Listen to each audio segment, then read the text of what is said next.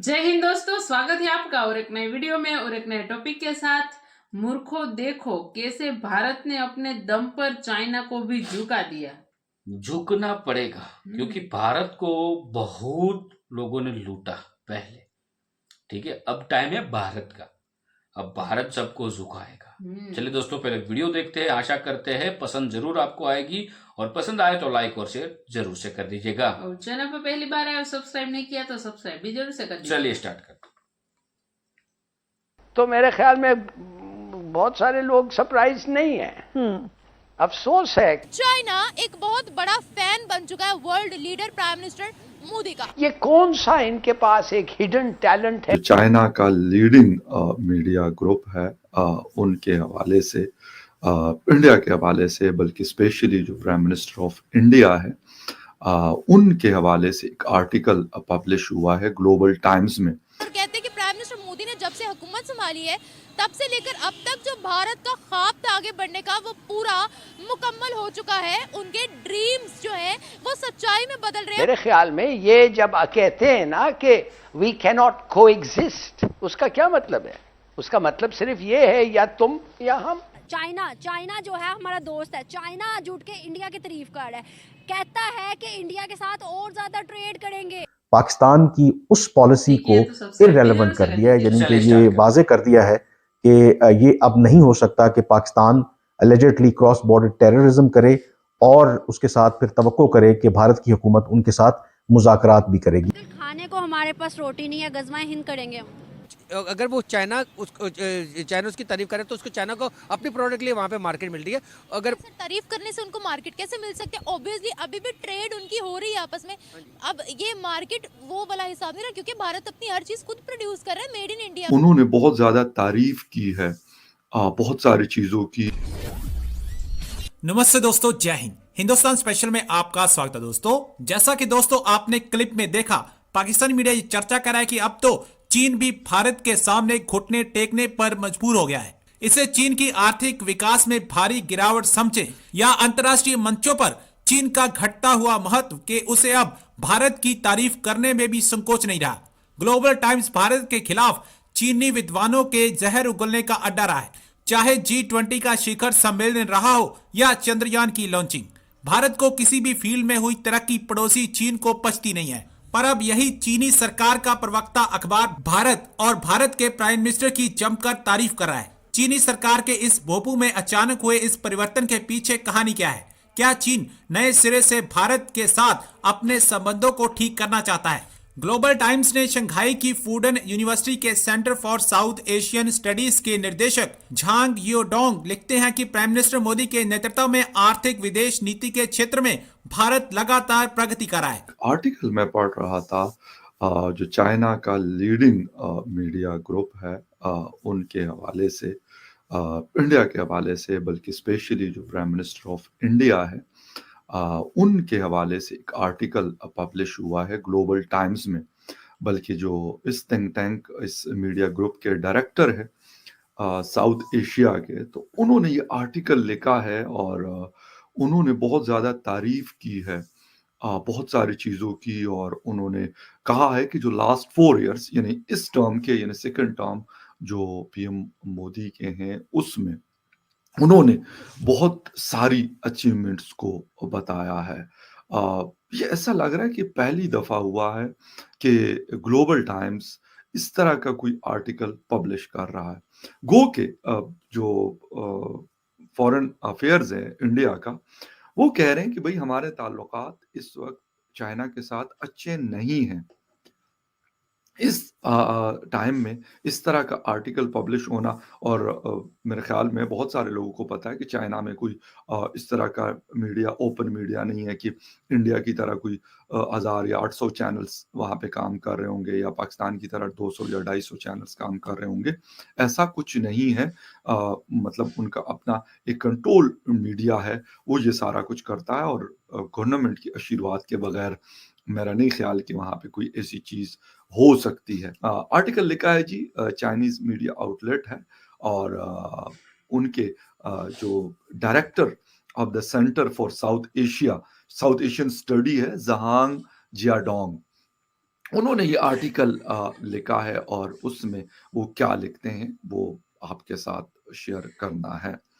वो ये कह रहे हैं कि एक तो ग्लोबल टाइम के ऊपर बड़ी हैरानगी है कि भाई इस तरह का कॉलम इंडिया के हवाले से या फिर प्राइम मिनिस्टर मोदी के हवाले से लिखना मेरे ख्याल में बहुत ज़्यादा बड़ी बात है। हो सकता है कुछ लोग कहें कि यार हमें कोई फ़र्क नहीं पड़ता, लेकिन मैं इसलिए कह रहा हूँ कि क्योंकि एक कंट्रोल मीडिया में इस तरह का आर्टिकल लिखना और फिर पब्लिश होना, उसका मतलब ये है कि बात इस लेवल तक पहुँच चुकी है कि अब अगर कोई तारीफ नहीं भी करता, कोई अप्रिशिएट नहीं भी करता, कोई प्रेज़ नहीं भी कर रहा, तो वो भी इस बात पर मजबूर है कि यार नहीं ऐसा नहीं है, हमें ये मानना पड़ेगा। बाकी दुनिया तो इस हवाले से बहुत सारी बातें आर्टिकल्स, इसके अलावा बहुत सारी खबरें हम पढ़ते रहते हैं आए रोज़।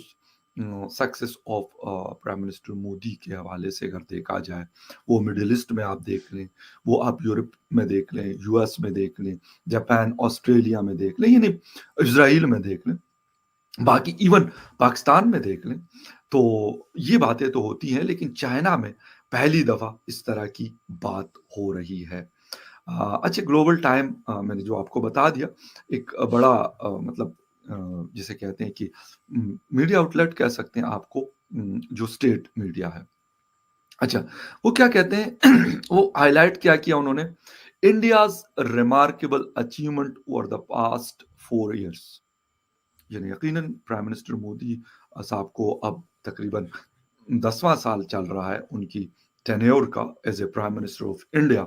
उसको उन्होंने बहुत ज़्यादा अप्रिशिएट किया, बहुत ज़्यादा तारीफ की है और उन्होंने कहा है कि एक जिसे कहते हैं कि इस वक्त इंडिया, वो मतलब अपने इस आर्टिकल में लिखते हैं कि इंडिया जो है इस वक्त एक जिसे कहते हैं कि प्रोएक्टिव और स्ट्रेटेजिकली कॉन्फिडेंट कंट्री नजर आता है। बहुत बड़ी बात है ये, एक बहुत बड़ी बात है। यहाँ पे चीन इंडिया के टक्कर, और इंडिया और चीन आपस में अगर बात करें तो टक्कर के ममालिक हैं दोनों, इकोनॉमी के लिहाज से, डिफेंस के लिहाज से और बहुत सारी चीज़ों के लिहाज से। जो फ़र्क आता है वो किस चीज़ का आता है, वो एक तो डेमोक्रेसी का डिफरेंस है, टोटली ऑपोजिट है। India is a largest democracy of the world, ये डिफरेंशिएट करता है उनको। और जिस तरीके से ग्रो कर रहा है उनकी इकोनॉमी, तो वो भी ऐसा है कि शायद बहुत जल्द, मेरे ख्याल में मतलब बहुत जल्द है, मेरा मतलब है कुछ साल में, 2 या 3 साल में वो चाइना की जो इकोनॉमी है उसको ओवरटेक कर सकता है। Director of south Asian studies in China, जिनका नाम है ज़ेंग जियाडोंग, उन्होंने बोला है, उन्होंने भारत की काफ़ी ज़्यादा तारीफ की है। उन्होंने बोला 4 सालों के अंदर मैंने 2 विजिट किए हैं भारत के, और मैं बड़ा मुतासिर हुआ हूँ, मैं बड़ा इम्प्रेस हुआ, बड़ा शॉक्ड हुआ हूँ जिस तरीके से भारत ने तरक्की कर ली है। न्यू दिल्ली में जिस तरह की डेवलपमेंट हो गई है, हैरान हो गए हैं वो देखकर, और कहते हैं कि प्राइम मिनिस्टर मोदी ने जब से हुकूमत संभाली है तब से लेकर अब तक जो भारत का ख्वाब था आगे बढ़ने का, वो पूरा मुकम्मल हो चुका है। उनके ड्रीम्स जो है वो सच्चाई में बदल रहे हैं और बहुत ही ज़्यादा डेवलपमेंट कर दी है कि यकीन नहीं आ रहा प्राइम मिनिस्टर मोदी के दौर में इतनी डेवलपमेंट हो गई है। तो चाइना एक बहुत बड़ा फैन बन चुका है, world leader prime minister. Pakistani कहते हैं चाइना हमारा दोस्त है, तो पाकिस्तानियों चाइना आपका दोस्त था। अब एक बात आप भूल गए हैं, अब धीरे धीरे करके पाकिस्तान का नाम जो है वो दुनिया में खत्म हो रहा है। अब एक टाइम ऐसा आएगा कि पाकिस्तान भी था। रुक लो, थोड़ा सब्र करो, और सब्र करोगे तो आपको पता चलेगा कि एक दिन ऐसा आएगा कि पाकिस्तान नाम की कोई चीज या तो कोई कंट्री था। ठीक है, चाइना जैसे पाकिस्तान का मित्र था। ठीक है, पाकिस्तान में मुस्लिम लोग रहते थे, अब कौन है? जिहादी।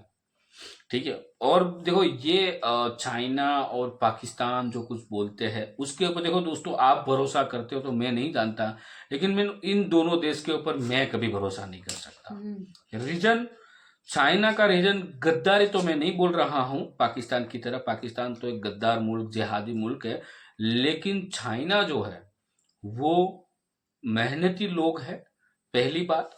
दूसरी बात कि चाइना के बारे में दुनिया को कभी पता ही नहीं चलता, और वो कभी भी है ना ये गद्दारी नहीं करेगा, लेकिन खुद के लिए सब कुछ बढ़िया करेगा, खुद के नागरिकों के लिए।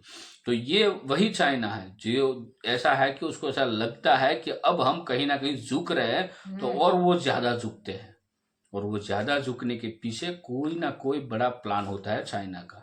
अब प्रॉब्लम ये है कि भाई अब भारत के साथ उसको आगे पता चल चुका है कि अब जो ये पूरा एशियाई कंट्रीज जो है उसमें भारत का जो है मतलब दबदबा चलने वाला है।